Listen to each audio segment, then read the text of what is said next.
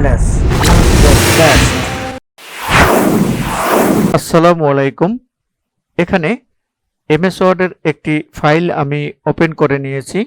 এখন চাচ্ছি এই ফাইলটি আমি প্রোটেক্ট বা রেস্ট্রিক্টেড করব, কারণ অন্য কাউকে যদি এই ফাইলটি আমি দেই সেক্ষেত্রে সে কিন্তু এই ফাইলটির ফরম্যাটিং চেঞ্জ করতে পারবে এবং এডিটিং করে নিতে পারবে তার মতো করে। সুতরাং আমি এই ফাইলটি প্রোটেক্ট বা রেস্ট্রিক্টেড করব এমএস ওয়ার্ডের এই ফাইলটি। সেক্ষেত্রে আমি উপরে রিবন বারের এখানে যে রিভিউ অপশনটি আছে এই রিভিউ অপশনে ক্লিক করব। এখানে ক্লিক করার পরে দেখুন ডান দিকে একটি প্রোটেক্ট নামে অপশন আছে। এই প্রোটেক্ট অপশনের এখানে দেখুন রেস্ট্রিক্ট এডিটিং, এই রেস্ট্রিক্ট এডিটিং এই ফাংশনে বা অপশনে ক্লিক করব। এখানে ক্লিক করার পরে দেখুন একটি রেস্ট্রিক্ট এডিটিং অপশন আসছে। Number 1 formatting restrictions. এখানে যদি আপনি ফরম্যাটিং চেঞ্জ করতে না চান সেক্ষেত্রে ফরম্যাটিং এর উপরে আপনি রেস্ট্রিকশন দিয়ে রাখতে চান সেক্ষেত্রে এখানে ক্লিক করে দিবেন limit formatting to a selection of styles. এখানে আমরা ক্লিক করে নেব। দেন নাম্বার 2 হচ্ছে এডিটিং রেস্ট্রিকশনস। এখানে যদি এডিটিং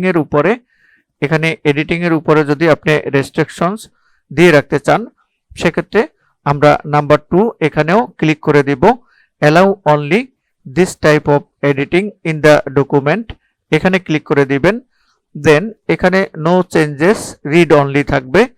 এখানে আরো কিছু অপশন আছে track changes, comments, filling in forms.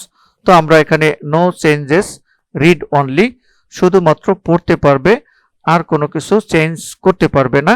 এখানে আমরা টিক চিহ্ন দিয়ে দেব। তারপর হচ্ছে এভরিওয়ানে এখানে টিক দিয়ে রাখতে পারি। দেন নাম্বার 3 তে হচ্ছে start enforcement. Are you ready to apply this setting. এই সেটিংটি যদি আপনি অ্যাপ্লাই করতে চান সেক্ষেত্রে এখানে ইয়েস স্টার্ট এনফোর্সিং প্রোটেকশন। এখানে স্টার্ট এনফোর্সিং প্রোটেকশন এখানে ক্লিক করবেন। আমরা এখানে ক্লিক করে দিব। এখানে ক্লিক করার পরে দেখুন এখানে পাসওয়ার্ড চাচ্ছে। যে পাসওয়ার্ডটি মনে রাখতে পারবেন সেই ধরনের এখানে পাসওয়ার্ডটি দিবেন এবং নিচে আবারও পাসওয়ার্ডটি রিটাইপ করে নেবেন। রিটাইপ করার পরে এখানে এখন আমরা ওকে বাটনে ক্লিক করব। এখানে ওকে বাটনে ক্লিক করে দিলাম। এই ফাইলটি কিন্তু এখন প্রোটেক্ট হয়ে গেছে। এখন কিন্তু এই ফাইলটির কোনো কিছু চেঞ্জ করা যাচ্ছে না। দেখুন এখানে যদি চ্যাপ্টারটি ডিলিট করতে চাই ডিলিট কিন্তু হচ্ছে না। এখান থেকে কিছু অংশ ডিলিট করব, ডিলিট কিন্তু হচ্ছে না। এখানে কোনো কিছু আর করা যাচ্ছে না। এভাবে কিন্তু আপনি এমএস ওয়ার্ডের ফাইল প্রোটেক্ট বা রেস্ট্রিক্ট করে রাখতে পারেন।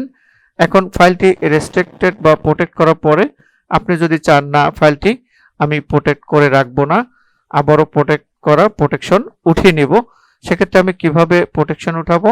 তো দেখুন এখানে নিচের দিকে স্টপ প্রোটেকশন নামে একটি অপশন আছে। এই স্টপ প্রোটেকশন এখানে আমরা ক্লিক করব। এখানে ক্লিক করার পরে এখানে আবার পাসওয়ার্ড চাবে। যে পাসওয়ার্ডটি দিয়ে আপনি প্রোটেকশন করেছিলেন সেই পাসওয়ার্ডটি আবার এখানে টাইপ করে দেওয়ার পরে এখানে ওকে বাটনে ক্লিক করবেন। ওকে বাটনে ক্লিক করার পরে এখন দেখুন এখানে কিন্তু ফাইলটিতে আর কোনো প্রোটেকশন বা রেস্ট্রিকশন থাকলো না।